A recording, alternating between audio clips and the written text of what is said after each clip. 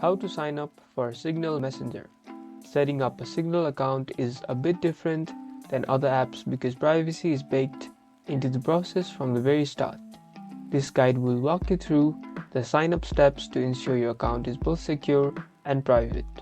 First, enter your mobile phone number.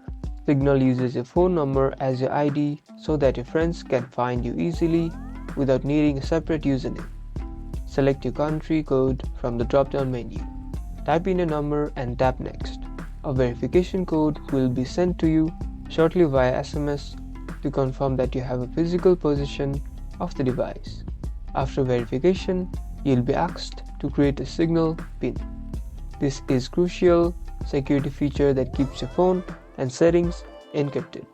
This PIN allows you to recover your profile and contacts if you ever switch phones or lose your device.